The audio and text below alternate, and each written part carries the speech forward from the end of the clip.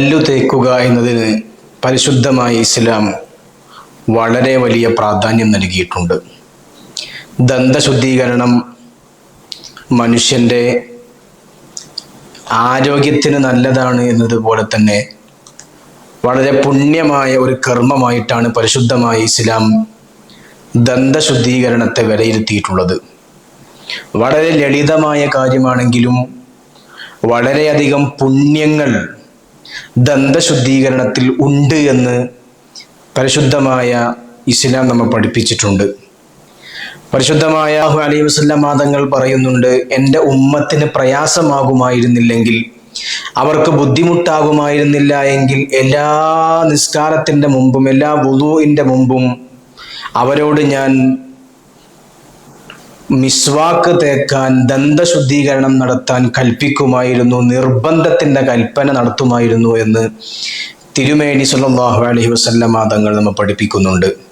മനുഷ്യൻ്റെ ബുദ്ധിയുടെ വികാസത്തിനും പല്ലുകളുടെ ബലത്തിനുമൊക്കെ ദന്തശുദ്ധീകരണം ഏറ്റവും കൂടുതൽ നല്ലതാണ് എന്ന് ആധുനിക ശാസ്ത്രവും പരിശുദ്ധമായ ഹദീസുകളും നമ്മെ വളരെ കൃത്യമായി പഠിപ്പിച്ചിട്ടുണ്ട്. ഭൗതികമായി ദന്തശുദ്ധീകരണത്തിന് ഒട്ടനവധി ഗുണങ്ങൾ ഉണ്ട് എന്നതുപോലെ തന്നെ ആത്മീയമായും ഒരുപാട് ഗുണങ്ങൾ പല്ലു തേക്കുക എന്ന് പറയുന്ന നിസാരമായ കർമ്മത്തിന് ഉണ്ട് എന്നാണ് പരിശുദ്ധമായ ഇസ്ലാമിൻ്റെ മാനം. ത്തിൻ്റെ തൊട്ടുടനെ പല്ലു തേക്കുക എന്നത് വളരെ പുണ്യകരമായ കർമ്മമാണ്. നമ്മൾ പലപ്പോഴും ഒഴിവാക്കുന്ന ഒരു കർമ്മം കൂടിയാണ്. നിസ്കാരത്തിൻ്റെ തൊട്ട് മുമ്പ് ദന്തശുദ്ധീകരണം നടത്തുക എന്നത് വളരെ പുണ്യമുള്ള കാര്യമാണ്. നബി സല്ലല്ലാഹു അലൈഹി വസല്ലം തങ്ങൾ പഠിപ്പിക്കുന്ന ഒരു ഹദീസിലുണ്ട്, ദന്തശുദ്ധീകരണം നടത്തി പല്ലു തേച്ചുകൊണ്ട് നിസ്കരിക്കുന്ന 2 റക്അത്ത് നിസ്കാരം 70 റക്അത്തിനേക്കാൾ അഫ്ദലാണ്, ശ്രേഷ്ഠമാണ് എന്ന്. അഥവാ പല്ലു തേച്ചുകൊണ്ട് 2 റക്അത്ത് നിസ്കരിക്കുക എന്ന് പറയുന്നത് 70 റക്അത്തിനേക്കാൾ പ്രതിഫലാർഹമായ വളരെ പുണ്യകരമായ ഒരു കർമ്മമാണ് ആ 2 റക്അത്ത് നിസ്കാരം കൊണ്ട് ഉണ്ടാവുക എന്ന് പരിശുദ്ധമായ ഹദീസിൽ നബി സല്ലല്ലാഹു അലൈഹി വസല്ലം തങ്ങൾ പഠിപ്പിക്കുന്നു. പല്ലു തേക്കുമ്പോൾ അത് നല്ല പരുപരുത്ത സാധനം കൊണ്ട് പല്ലു തേക്കലാണ് ഏറ്റവും നല്ലത്.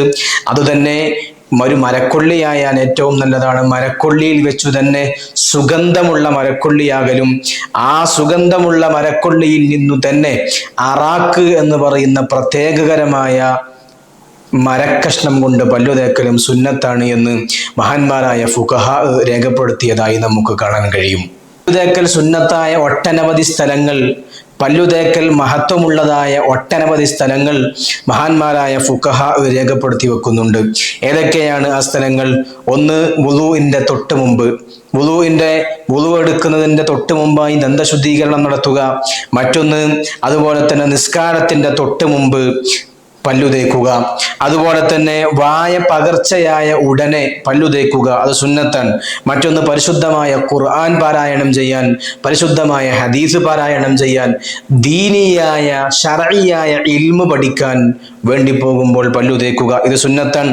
അതുപോലെ തന്നെ വായ ഉറക്കം കൊണ്ടോ അല്ലെങ്കിൽ മറ്റെന്തെങ്കിലും വസ്തുക്കൾ കൊണ്ടോ വായ പകർച്ചയായാൽ, ഭക്ഷണം കൊണ്ടോ മറ്റോ ഒക്കെ പകർച്ചയായാൽ പല്ലു തേക്കൽ പ്രത്യേകം സുന്നത്താണ്. നോക്കണം നിങ്ങൾ, മനുഷ്യന്റെ വ്യക്തിപരമായ ആരോഗ്യപരമായ ഒരു സംഗതി പോലും പരിശുദ്ധമായ ഇസ്ലാം പുണ്യം കിട്ടുന്ന ഒരു പ്രവർത്തനമായിട്ടാണ് നമുക്ക് പരിചയപ്പെടുത്തി തരുന്നത്. അതുപോലെ തന്നെ പള്ളിയിൽ പ്രവേശിക്കാൻ പോകുന്ന സമയത്ത്, പള്ളിയിൽ പ്രവേശിക്കാൻ ഉദ്ദേശിക്കുന്ന സമയത്ത്, അതുപോലെ തന്നെ ഉറക്കത്തിൽ നിന്ന് ഉണരുന്ന സമയത്ത്, അതുപോലെ തന്നെ ഹാദിറായ മനുഷ്യൻ, മരണാസന്നനായ വ്യക്തിക്ക് പല്ലു തേച്ചു കൊടുക്കൽ പ്രത്യേകം സുന്നത്താണ് എന്ന് ഹദീസുകൾ സൂചിപ്പിച്ചിട്ടുണ്ട്. അത് ആ വ്യക്തിയുടെ ആത്മാവ്, റൂഹ് പെട്ടെന്ന് പോയി മരണവേദന എളുപ്പമാവാൻ, മരണത്തിൻ്റെ പ്രയാസങ്ങൾ എളുപ്പമാവാൻ, ആ പ്രയാസങ്ങളിൽ നിന്ന് മുക്തി നേടാൻ മരണാസന്നനായി കിടക്കുന്ന വ്യക്തിക്ക് പല്ലു തേച്ചു കൊടുക്കൽ പ്രത്യേകം സുന്നത്താണ് എന്ന് മഹാന്മാരായ ഫുഖഹാ രേഖപ്പെടുത്തി വെച്ചിട്ടുണ്ട്. പല്ലുതേക്കൽ സുന്നത്താണ് എന്ന് പറഞ്ഞാൽ അത് പല്ലില്ലാത്ത വ്യക്തികളാണെങ്കിൽ പോലും, പല്ലില്ലാത്ത വ്യക്തികൾക്ക് പോലും പല്ലുതേക്കൽ സുന്നത്താണ് എന്ന് മഹാന്മാരായ പണ്ഡിതന്മാർ രേഖപ്പെടുത്തി വെക്കുകയാണ്. വളരെ ചെറിയ ഒരു കർമ്മം, എന്നാൽ വളരെ വലിയ പ്രതിഫലമുള്ള മഹത്തായ കർമ്മമാണ് പല്ലു തേക്കുക എന്ന് പറയുന്നത്. പല്ലു തേച്ചുകൊണ്ട് നിസ്കരിക്കുന്ന നിസ്കാരത്തിന് പല്ലു തേക്കാതെയുള്ള 70 റക്അത്ത് നിസ്കാരത്തിനേക്കാൾ ശ്രേഷ്ഠതയുണ്ട് എന്ന് പറയുമ്പോൾ ഇതിന്റെ മഹത്വം എത്രയാണ് എന്ന് നമുക്ക് ഊഹിക്കാവുന്നതേ ഉള്ളൂ. പല്ലു തേക്കുക എന്ന് പറയുന്ന കർമ്മത്തിന് ശാസ്ത്രീയപരമായി ഒട്ടനവധി ഗുണങ്ങളും മെച്ചങ്ങളും ഉണ്ട് എന്ന് ആധുനിക ശാസ്ത്രം തന്നെ തെളിയിക്കുന്നതായി നമുക്ക് കാണാൻ കഴിയും. എന്നാൽ അത് ഹൃദയത്തിൻ്റെ കേടിനെ, സ്ട്രോക്ക് വരാൻ കാരണമാകുമെന്ന് പുതിയതായി ശാസ്ത്രങ്ങൾ കണ്ടെത്തിയിട്ടുണ്ട്. അതുകൊണ്ട് പല്ലു തേച്ചു കഴിഞ്ഞാൽ ആ സാധ്യത, ഹൃദയത്തിൻ്റെ അസുഖം വരുന്നത് കുറക്കാൻ കഴിയുമെന്ന് ശാസ്ത്രം കണ്ടെത്തുന്നു. ഫുഖഹാ രേഖപ്പെടുത്തുന്നുണ്ട്. ബ്രഷ് പിടിക്കുന്നതിൻ്റെ രീതി പോലും മഹാന്മാരായ പണ്ഡിതന്മാർ രേഖപ്പെടുത്തി വെക്കുന്നുണ്ട്. ചെറിവിരലും തള്ളവിരലും താഴേക്കാക്കി മറ്റു 3 വിരലുകൾ മുകളിലാക്കിയാണ് ബ്രഷ് പിടിക്കേണ്ടത്. ബ്രഷ് പിടിക്കേണ്ട രൂപം അങ്ങനെയാണ്. തള്ളവിരലും ചെറിവിരലും ബ്രഷിൻ്റെ അടിയിലേക്ക് വെച്ച് ബാക്കി 3 വിരലുകളും മുകളിൽ വരുന്ന രൂപത്തിൽ ആണ് ബ്രഷ് പിടിക്കേണ്ടത്. അങ്ങനെയാണ് പല്ലു തേക്കേണ്ടത് എന്ന് മഹാന്മാരായ ഇസ്ലാമിലെ പണ്ഡിതന്മാർ രേഖപ്പെടുത്തി വെക്കുന്നു. അത് നിത്യമായി ചെയ്തു കഴിഞ്ഞാൽ, ആ രൂപത്തിലുള്ള പല്ലു തേക്കൽ ഒരാൾ നടത്തിക്കഴിഞ്ഞാൽ അവനിക്ക് ഊരവേദനയുണ്ടാവില്ല എന്നും